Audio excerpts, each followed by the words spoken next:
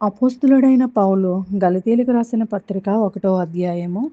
మనుషుల మూలముగానైనను ఏ మనుషుని వలనైనను కాక యేసుక్రీస్తు వలనను ఆయనను మృతుల్లో నుండి లేపిన తండ్రి అయిన దేవుని వలనను అపోస్తులుడుగా నియమింపబడిన పౌలును నేనును నాతో కూడానున్న సహోదరులందరూ గలతీలోనున్న సంఘములకు శుభముని చెప్పి వ్రాయినది.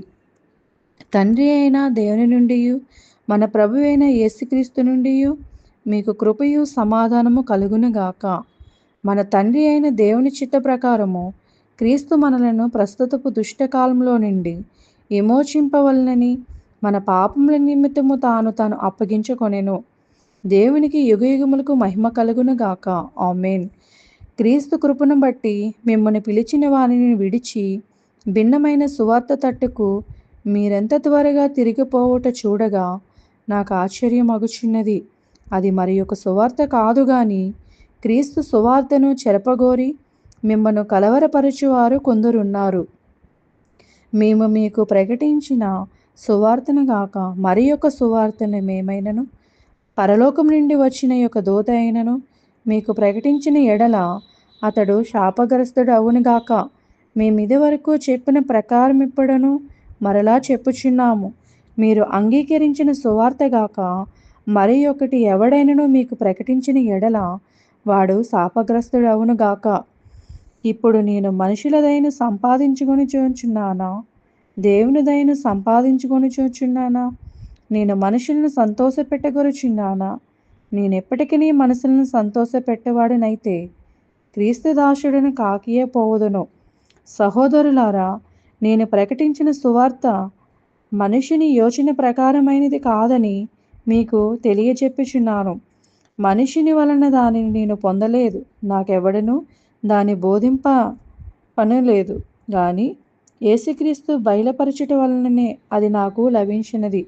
పూర్వమందు యూదా మతస్థుడనై ఉన్నప్పుడును నేను దేవుని సంగమునకు అపరిమితముగా హింసించి నాశనము చేయుచు నా పితరులు పారంపర్యామందు విశేషశక్తి గలవాడనై నా జాతీయులలో నా సమాన వయస్కులనైన అనేకుల కంటే యూదుల మతములతో ఆధిక్యత నొందితిని.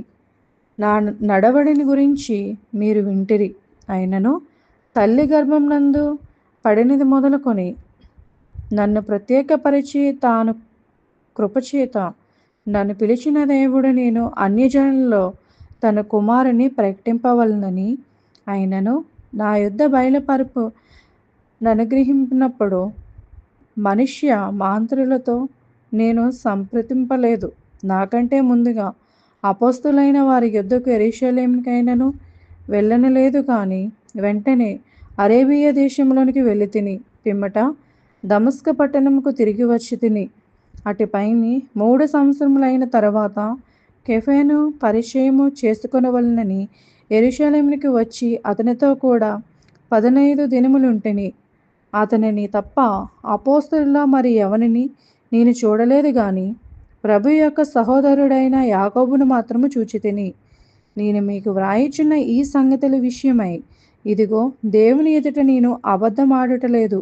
పిమ్మట సిరియా కిలికియా ప్రాంతంలోనికి వచ్చి తిని క్రీస్తునందున్న యూదియా సంఘముల వారికి నా ముఖ పరిచయం లేకుండానే గాని మునుపు మనలను హింసపెట్టిన వాడు తను పూర్వమందు పాడు చేయుచు వచ్చిన మతమును ప్రకటించుచున్నాడని సంగతి మాత్రమే విని వారు నన్ను బట్టి దేవుని మహిమపరిచిరి. దేవుడి పరిశుద్ధ వాక్యమును దీవించునుగాక. ఆమేన్. ఈరోజు వాక్యం విన్నారు కదా, మరికొంతమందికి వినిపించండి. Please like, share, subscribe.